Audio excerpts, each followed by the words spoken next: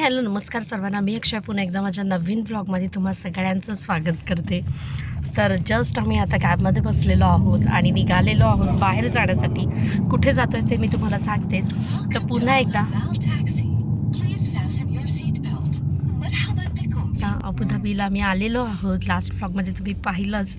आणि आता पुन्हा एकदा इकडचे सर्व व्लॉग्स तुम्हाला बघायला मिळतील आणि प्रत्येक व्लॉगमध्ये इकडची बरीचशी माहिती देण्याचा प्रयत्न करेन आणि पुन्हा सर्व व्लॉग्स छान छान तुमच्यापर्यंत आणण्याचा प्रयत्न करणार आहे. आणि आज विकेंड आहे, संडे. तर म्हटलं की कुठेतरी जाऊया. इकडच्या बऱ्याचशा गोष्टी अजून मलासुद्धा कळायच्या आहेत, कारण तुम्हाला माहीतच आहे 1 महिनाभरच मी होते आणि लगेचच भारतामध्ये गेले. पण आणखी खूप गोष्टी आहेत ज्या अजून माहिती पडायच्या आहेत, कळवून घ्यायच्या आहेत. तर आत्ता आम्ही निघालेलो आहोत मीना मार्केटला. याआधी मदिना जाईद शॉपिंग सेंटरमध्ये आम्ही गेलो होतो आणि ते सर्व तुमच्याशी मी शेअर केलं होतं. तर आता जात आहोत मीना मार्केटला. तर जसं दुबईतलं मीना बाजार तुम्हाला मी फिरवलं होतं, त्याच्यानंतर तिकडचं सर्व दाखवलं होतं आणि दुबईमध्ये तर बरेच ठिकाण दाखवले होते, तसं आता अबुधाबीमधलं मीना मार्केटला आम्ही जात आहोत. आणि तिकडे काय काय आहे, काय काय मिळतं आहे, तर मला स्वतःलासुद्धा शॉपिंग करायची आहे. मी सुद्धा पहिल्यांदाच जाते. तर ते सर्व बघताच तुमच्याशी सुद्धा मी ते सर्व शेअर करणार आहे.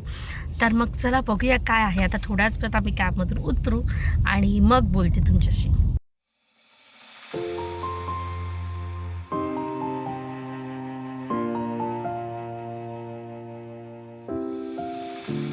I've come so far away from home. There's no way I'm turning back now. My destination is unknown, so I keep pushing, never slow down. A big blue sky, a pocket of dreams, a head full of hopes, possibilities. I'm taking a chance to reach for the stars, for the stars. If I fall,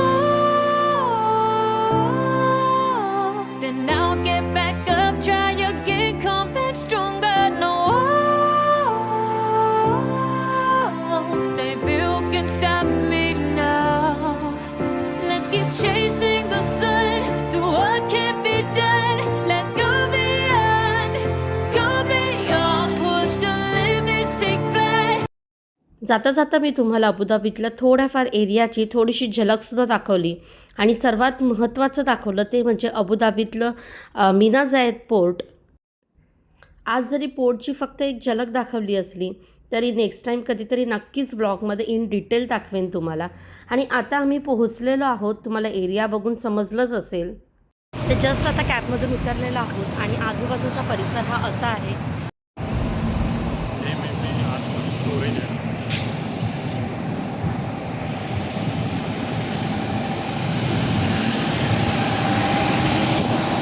इथे आहेत ना ट्रान्सपोर्टचे trucks दिसत आहेत, tempos आहेत.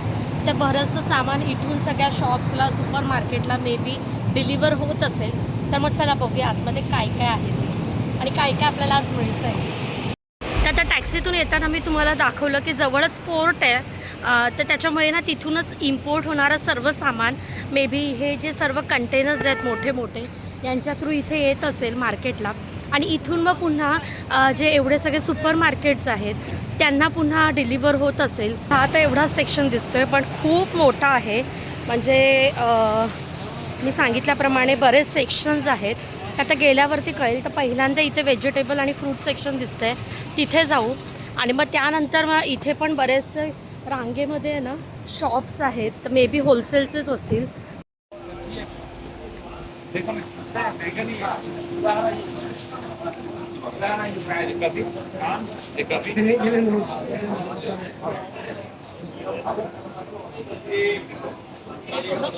Section आहे आणि vegetable सुद्धा आहे. इथे फिरता फिरता माझ्या लक्षात आलेली एक गोष्ट म्हणजे मीना मार्केटमधलं हे व्हेजिटेबल अँड फ्रूट्स मार्केट फार जास्त काही मोठं नाही आहे. नॉर्मली इतकं मार्केट तर आपल्या भारतात सुद्धा असतात, BMC मार्केट वगैरे. तर इथे आपल्या घराजवळील जे सुपर मार्केट असतात तिथे जे भाज्या आणि फळांची व्हरायटी मिळते तितकीच व्हरायटी इथे सुद्धा मिळते. इथे काही एक्स्ट्रा व्हरायटी किंवा इतर वेगळी काही फळं भाज्या मिळतात असं नाही आहे. कारण जितकी फळं आणि भाज्या इथे इम्पोर्ट होत असतील तितकेच ते सगळीकडे ट्रान्सपोर्ट केले जातात. आणि प्राइसेस विचाराल तर इथे आल्यानंतर बार्गेन करा, कारण सुपर मार्केटच्या तुलनेत 1 ते 2 दिरामने तुम्हाला कमी करून जास्त क्वांटिटी इथे मिळते.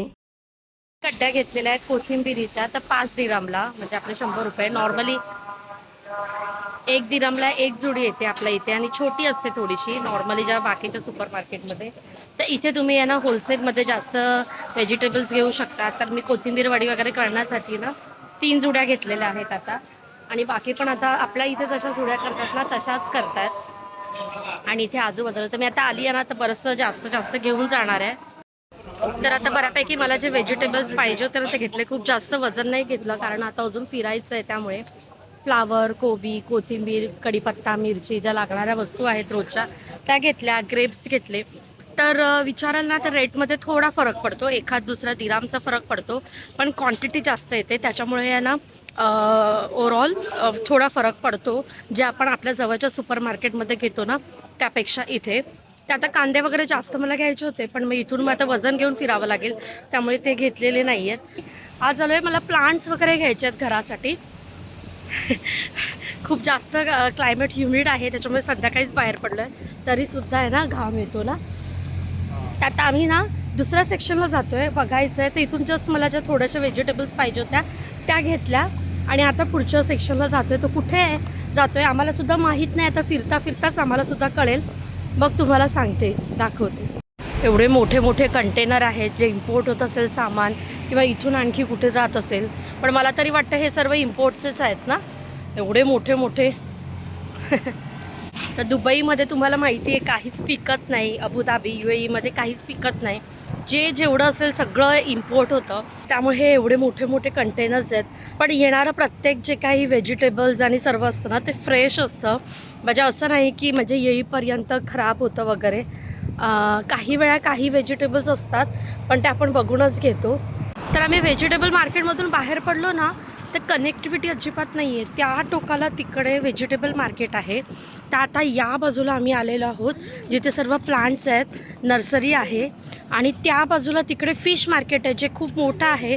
त्याच्यासाठी एक वेगळा स्पेशल व्लॉग मी करेन तिथे जाण्यासाठी. आणि इथे मी आता दाखवते तुम्हाला की नर्सरीसुद्धा खूप मोठी आहे, खूप शॉप्स आहेत, पण म्हणजे कनेक्टिव्हिटी नाही आहे. जर गाडी असेल ना तर खूप चांगलं आहे की तुम्ही सगळीकडे वेगवेगळ्या ठिकाणी येऊ शकता. हे बघ, तर त्या बाजूला तिकडे हाऊसहोल्ड अप्लायन्सेस आहेत. घरातल्या तुम्हाला कुठलाही वस्तू घ्यायची असेल तर तुम्ही तिकडे जाऊ शकता. आणि हे त्या टोकापासून या कॉर्नरपर्यंत सर्व आहे ना नर्सरी आहे. तुम्हाला जे पण डेकोरेट करायचं असेल प्लांट्सने घर, तर तुम्ही आरामात इथे करू शकता. चला तर मग बघू आज मला कोणकोणते प्लांट्स इथे मिळत आहेत ते. मला टोटल 3 ते 4 प्लांट्स घ्यायचे आहेत, इनडोर आउटडोर दोन्ही. येथील सध्याचं वातावरण एक्स्ट्रीम हॉट आहे आणि त्यामुळे झाडं टिकत नाहीत. पण झाडांशिवाय आणि तुळशीशिवाय तर घर अगदी सुनं वाटतं. त्याच्यामुळे 3 ते 4 झाडं तरी सध्या हवीच. आणि उन्हामुळे झाडं जेव्हा जळून जातात ना त्यावेळी फार वाईट वाटतं, कारण किती झालं तरी ते सुद्धा सजीव असतात. आणि दुसरी गोष्ट, इथे झाडांच्या किमती खूप जास्त आहेत. छोटी रोपटी 10 दिरांपासून सुरुवात होतात, तर मोठे प्लांट्स हे 100 दिरांपर्यंत. हे मी ॲव्हरेज सांगते तुम्हाला. म्हणजे तुळशीचं रोपटं जर तुम्ही घ्यायला गेलात तर 200 रुपयाला तुम्हाला पडेल. आणि जर थोडेसे इंडोर प्लांट्स वगैरे घ्यायला गेलात तर 1000 ते 2000च्या रेंजमध्ये तुम्हाला मिळेल. तर अशा इथे झाडांच्या किमती आहेत. इथे बाहेर सगळीकडे तुम्हाला आउटडोर प्लांट्स दिसत असतील, पण आतमध्ये रूममध्ये इंडोर प्लांट्स आहेत, कारण ऑफकोर्स ते AC मध्ये ठेवावे लागतात. आणि आज आम्हाला एक इंडोर प्लांटसुद्धा घ्यायचं आहे. तर त्या आम्हाला पाहिजे असलेली हाईट आणि त्याचा इफेक्ट किती चांगला असतो हे सर्व विचारून आम्ही कुठलं घ्यायचं आहे हे सिलेक्ट करत होतो.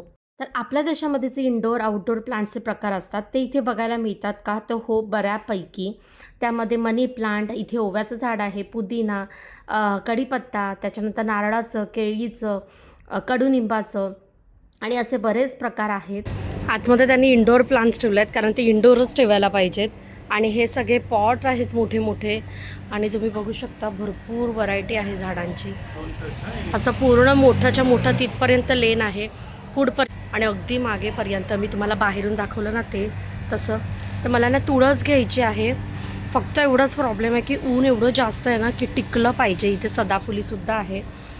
पुढे आल्यानंतर काही शॉप्स असे आहेत जिथे मातीच्या वस्तू, अँटिक वस्तू असं सर्व सेल करण्यासाठी ठेवलेलं आहे. टोपल्या, डिझाईन केलेल्या पेट्या वगैरे अशा वेगवेगळ्या वस्तू इथे आपल्याला बघायला मिळतात. त्याची मडकी, डेकोरेटिव्ह आयटम्स वगैरे बरंच काही आहे.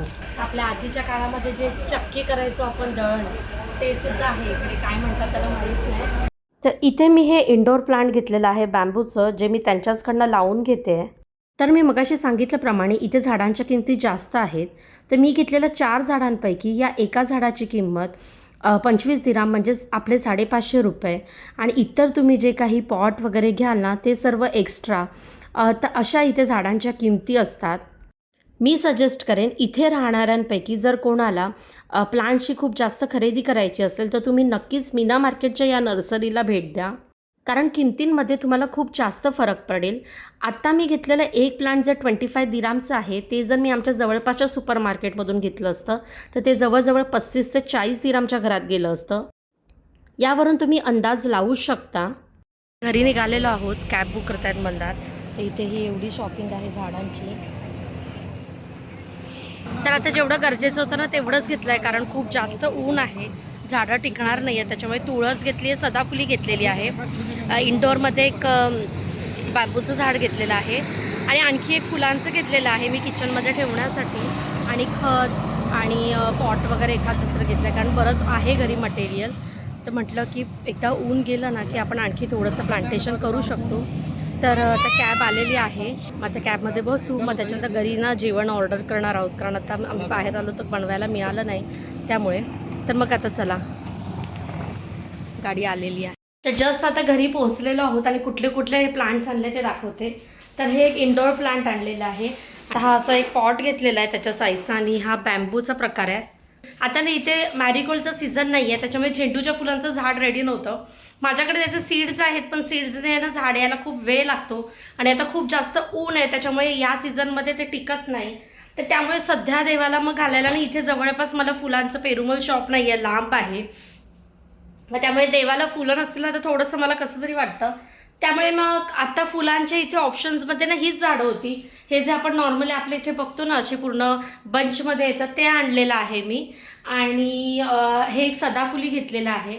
तर सदाफुलीला कसे भरपूर झाडं येतात. तर हा जो मी असा ना डार्क पिंकिश कलरचं झाड घेतलेलं आहे, जेणेकरून काही दिवस झेंडू येईपर्यंत किंवा लावेपर्यंत देवाला मी ही फुलं वाहू शकते. आणि ऑफकोर्स तुळस खूप दिवस नव्हती, तर प्रेमाने झाडं आणतो, त्याची लागवड करतो. पण आहे ना, जेव्हा इकडच्या उन्हामुळे क्लायमेटमुळे ना ती निघून जातात ना, झाडं खराब होतात ना, त्यावेळी खूप वाईट वाटतं. पण ठीक आहे, थोडंसं पॉझिटिव्हिटी येते घरात ठेवल्यामुळे. आता ही त्यांच्या पिशव्या आहेत त्या पण मी डिस्कार्ड करते आणि सर्व झाडं ना जागच्या जागी ठेवून देते. आणि जेव्हा पण मी आता नेक्स्ट व्लॉग करेन तर कुठे कुठली झाडं लावलेली आहेत ती सुद्धा मी दाखवेन. आणि घराला छोट्या 2 बाल्कनी आहेत, एक किचनला अटॅच आहे आणि एक बेडरूमला अटॅच आहे. ट्रायंगल शेपमध्ये 2 बाल्कनी आहेत. तर एका बाल्कनीमध्ये मी झाडं लावणार आहे थोडीफार. तर मग ही झाडं तिथे ठेवणार जी बाहेर ठेवायची आहेत ती. तर मग असा होता आजचा व्लॉग. तर आम्ही मीना मार्केटला गेलो. तसं आम्हाला एक्सपेक्टेड होतं की खूप मोठं मोठं कनेक्टेड असेल आणि सर्व सेक्शन वाईज असेल, तर असं नाही आहे. प्रत्येक सेक्शन हा वेगळा वेगळा आहे आणि आपल्याला कळत नाही कुठलं सेक्शन कुठे, त्याच्यामुळे आम्ही विचारत गेलो. आणि त्याच्यामुळे आज फक्त व्हेजिटेबल आणि प्लांट्स नर्सरीमध्ये गेलो. तर नेक्स्ट टाईम आहे ना फिश मार्केटला जाऊ. तर फिश मार्केट खूप मोठं आहे, मी सुद्धा पाहिलेलं नाही आहे पण मंदारच्या बोलण्यावरून. तर ते सर्व तुम्हाला एक्सप्लोअर करून दाखवायचं बाकी आहे. तर आता हळूहळू आपण सुरुवात करू, कारण क्लायमेट इतकं जास्त ह्युमिड आणि हॉट आहे ना, एक्स्ट्रीम हॉट आहे. त्याच्यामुळे बाहेर पडताना इव्हनिंगचंच टाईम प्रिफर करतात प्रत्येकजण. तर त्याच्यामुळे हळूहळू एक्सप्लोअर करू, घरातले व्लॉग्स आता येतील. आता असा होता आजचा व्लॉग. तर अबुधाबीतलं मीना मार्केटचे 2 सेक्शन मी तुम्हाला दाखवले. आय होप तुम्हाला आजचा व्हिडिओ आवडला असेल. आणि व्हिडिओ आवडला असेल तर जास्तीत जास्त लाईक करा, शेअर करा आणि सबस्क्राईब करा. पुन्हा भेटू नवीन व्लॉगमध्ये. तेपर्यंत सर्वांनी आपली काळजी घ्या. बाय.